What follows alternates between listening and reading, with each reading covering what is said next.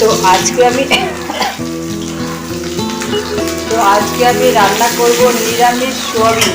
তো প্রথমে আগে সোয়াবিনটাকে ভেজে নিয়েছি, তারপরে আলুগুলোকে ভেজে নেব।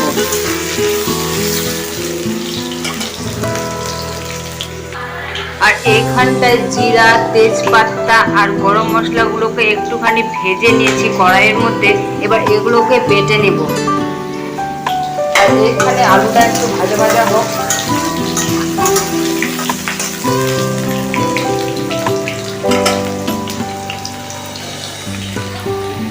চলো এবার আমি মশলাটা বেটে নিই। এই মশলাগুলোকে আমি এবার বেটে নিব। এই মশলাটাকে আমি বেটে নিলাম, তারপরে এবার সোয়াবিনটা দেব।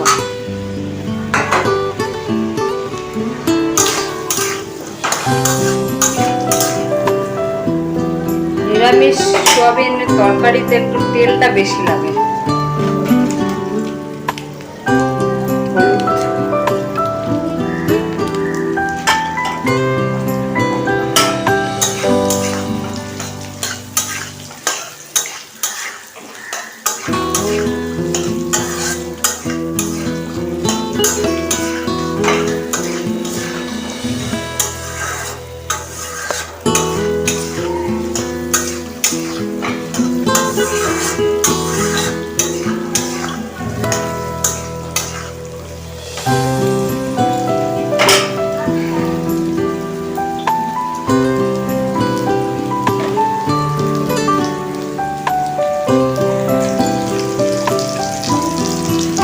এবার জল দিচ্ছি।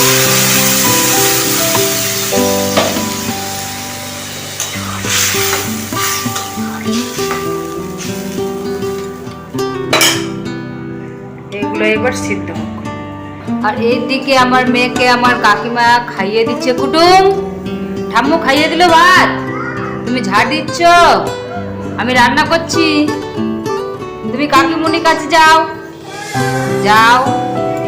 আর আমি আদাটা বাড়তে ভুলে গিয়েছিলাম, তো আদাটা বেটে নিলাম। আলুগুলো সিদ্ধ হয়ে গেছে, এবার মশলাটা আমি দিয়ে দেবো। এই যে মশলাটা করে রেখেছিলাম, এই মশলাটা আমি দিয়ে দেবো।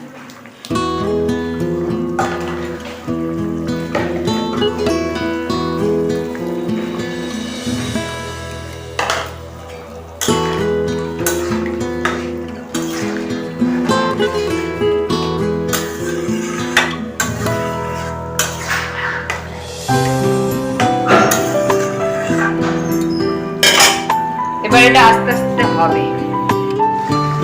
এবার সামান্য অল্প চিনি,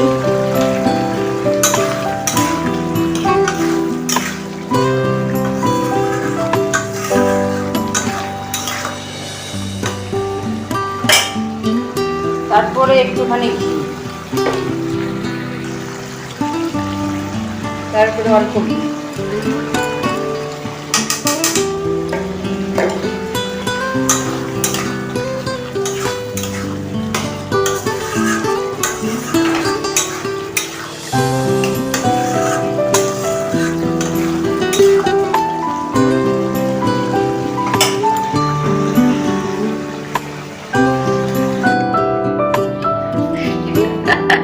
তো আমার নিরামিষ সোয়াবিন হয়ে গেছে। তো এরকম ভাবে নিরামিষ সোয়াবিন করে খেলে অবশ্যই ভালো লাগবে।